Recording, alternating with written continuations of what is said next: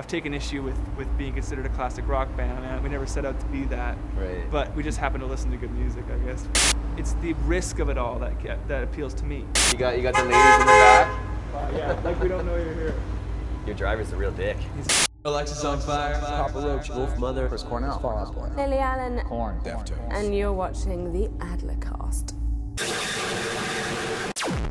You ever see the movie Almost Famous? There was a line by the lead singer of the band in that movie where he said something about how rock and roll can save the world. It's meant to be a bit of a joke and, you know, everyone kind of laughs, but I'll tell you, man, sometimes I'm at a concert venue and I'm looking at the faces of the fans as they're watching their favorite band, and I don't know, maybe it can. I don't even know what that means, but there's something there.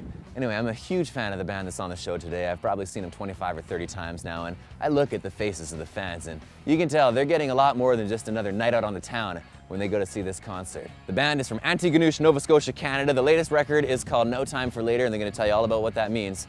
My name's Brian Adler. Today, I give you the Trews on the Adlercast.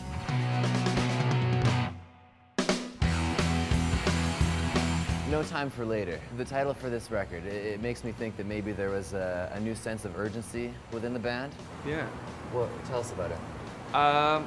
Well, I think you get a little bit older and you start to realize, like, how many chances do you get to make a record people are actually going to give a shit about, you know, and actually check out. And we found ourselves in the fortunate enough position, at least in this country, to be there where, you know, people are going to check this record out, and so I think that really appealed to Colin's sense of, like, maybe responsibility as a lyricist to sort of touch on a few more vital issues that might have been bothering him, you know. A couple songs like Paranoid Freak and Gun Control, where he starts to just sing about things that are bothering him other than, like, the end of a relationship or something, which is like the whole last record. Well, those are two songs that I wanted to talk to you about, because those spoke to me pretty loudly as well. I mean, anyone who watches the news, really, you could get something out of those songs. What is it about the world right now that has everybody so afraid, would you say? I think it's mass intimidation, which from the song specifically. I think that the media and the government at large tend to prey on people a little bit and keep them in a state of constant anxiety and constant fear about the way the world is, and I don't think it's quite the way the world really is, and I think they like it that way, you know. So to us, it's like about sort of breaking out of that, and I don't think the world's 100% safe either. I don't think it's a really safe place to be, and there's plenty wrong with the world, and there's plenty of danger out there. But I just don't think that manipulating the public in the name of winning votes and winning votes to go to war and lying to the public to get them to go along with you, just because they're scared, is like a very healthy way to run a government or a country. Why do you think it is that we're so easily manipulated? Because it seems like, I mean, people like you say that, I've heard that before, I've said it before, yet we keep falling into this pattern every time. Happens.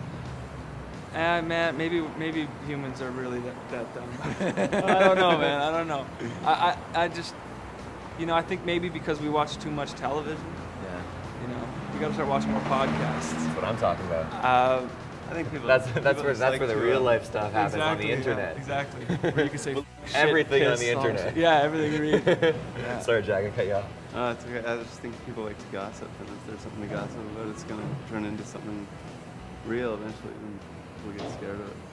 It also comes down to trust too, where people grew up trusting the media, you know, to be fair, honest, equal, balanced, and they haven't, especially in America, and we watch.